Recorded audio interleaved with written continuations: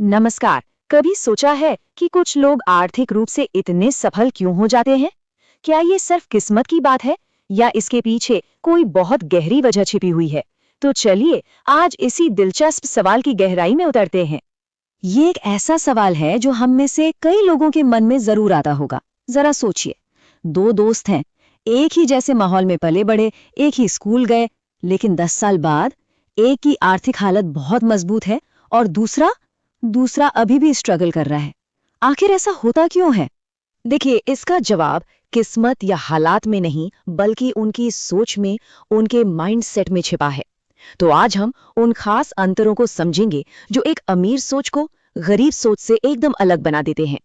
तो पहला और शायद सबसे बड़ा फर्क इस बात से आता है कि लोग अपने समय का इस्तेमाल कैसे करते हैं। हम सबको दिन में 24 घंटे मिलते हैं, ये तो तय है। लेकिन इन 24 घंटों को कौन कैसे इस्तेमाल करता है, असली खेल तो वहीं से शुरू होता है। यहाँ पे ना खर्च और निवेश के बीच का फर्क समझना बहुत जरूरी है।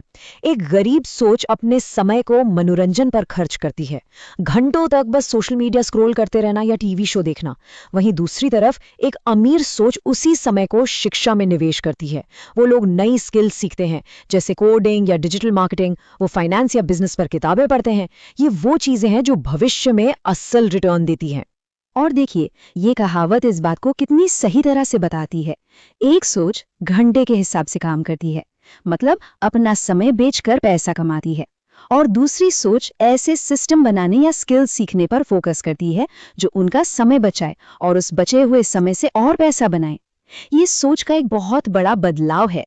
अच्छा, अब बात करते हैं रिस्क यानी जोखिम की। क्या रिस्क से हमेशा बचना चाहिए या ये आगे बढ़ने का एक मौका है? बस यहीं पर इन दोनों सोच में एक और बड़ा फर्क आ जाता है। गरीब सोच हमेशा सुरक्षा को सबसे ऊपर रखती है। असफलता का डर उन्हें एक सेफ नौकरी में बांध के रख सकता है, जहां ग्रोथ भले ही कम हो। दूसरी तरफ अमीर सोच सोचे समझे कैलकुलेटेड रिस्क लेती है। इसका मतलब ये नहीं कि आंख बंद करके कहीं भी पैसा लगा दिया, बल्कि वो शायद किसी नए बिजनेस आइडिया में थोड़ा निवेश करेंगे या अपनी स्किल्स को बढ़ाने के लिए कोई कोर्स लेंगे। वो फेलियर को कहानी का अंत नहीं, बल्कि सीखने का एक जरूरी चैप्टर मानते हैं। इससे पहले कि हम आगे बढ़ें, दो शब्दों को समझना बहुत जरूरी है। पहला है लायबिलिटीज यानी देनदारियां। सीधी सादी भाषा में कहें तो ये वो चीजें हैं जो आपकी जेब से पैसा बाहर निकालती हैं, भरती नहीं। जैसे एक कार लोन की किश्त, क्रेडिट कार्ड का बिल या हर साल नया फोन लेने की आदत। और इसकी ठीक उलट है एसेट्स यानी संपत्ति। ये वो कमाल की चीजें हैं जो आपकी जेब में पैसा डालती हैं, जैसे किराए पर दिया हुआ एक घर, डिविडेंड देने वाले स्टॉक्स या फिर एक ऑनलाइन बिजनेस जो लगातार कमाई करता रहे तब भी जब कोई सो रहा हो। तो अब जब लायबिलिटीज और एसेट्स का फंदा क्लियर हो गया है, तो आते हैं तीसरे और शायद सबसे जरूरी फर्क पर, पैसे का मैनेजमेंट।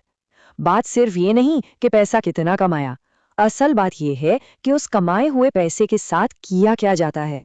और यहीं आकर ना पूरा खेल पलट जाता है। एक गरीब मानसिकता वाले इंसान को जैसे ही सैलरी मिलती है, वो शायद सबसे पहले एक नया गैजेट या ब्रांडेड कपड़े खरीदने की सोचेगा, यानी लायबिलिटीज। वहीं एक अमीर मानसिकता वाला व्यक्ति उस पैसे को पहले एसेट्स बनाने में लगाएगा। वो पहले कमाई का जरिया खड़ा करते हैं और फिर उस कमाई से अपनी पसंद की चीजें खरीदते हैं। ये बस प्रायोरिटीज का खेल है, लेकिन इसके लॉन्ग टर्म रिजल्ट्स में जमीन आसमान का फर्क होता है। पैसों से भी बढ़कर एक और गहरा अंतर है, और वो है व्यक्तिगत जिम्मेदारी का। जब चीजें गलत होती हैं, जब प्लान के मुताबिक कुछ नहीं होता, तब दोनों कैसे रिएक्ट करते हैं। ये स्लाइड एक बहुत बड़ा फर्क दिखाती है। एक सोच है जो हमेशा बाहर की तरफ उंगली उठाती है, मेरी किस्मत ही खराब है, हालात ठीक नहीं हैं। और दूसरी सोच वो अंदर झांकती है। वो दोष देने के बजाय सवाल पूछती है, मैं इस स्थिति को बेहतर बनाने के लिए क्या कर सकता हूँ, या मैं पैसे कमाने के लिए क्या कर सकता हूँ। ये विक्टिम बनने के बजाय अपनी कहानी का हीरो बनना है। तो हमने समय के इस्तेमाल की बात की, रिस्क लेने के नजरिए की, पैसे के मैनेजमेंट की और जिम्मेदारी की भी बात की। अब सवाल ये है कि इन सारे धागों को एक साथ क्या चीज जोड़ती है? असली दौलत का बीज उगता कहाँ से है? और जवाब यही है सबसे बड़ी बात। दौलत आपके बैंक अकाउंट में दिखने से बहुत पहले आपकी सोच में दिखनी शुरू होती है। ये एक अंदरूनी खेल है। जब कोई समय को एक निवेश, जोखिम को एक अवसर और खुद को अपनी आर्थिक कहानी का लेखक मानना शुरू कर देता है, तो बाहरी दुनिया के नतीजे अपने आप बदलने लगते हैं। तो आखिर में ये सब एक चुनाव पर आकर रुकता है। ये हालातों का नहीं, सोच को चुनने का मामला है। कोई भी आज ये चुन सकता है कि उसे कौन सी मानसिकता अपनानी है। यही चुनाव किसी भी दूसरी चीज से ज्यादा किसी की आर्थिक हकीकत को तय करेगा।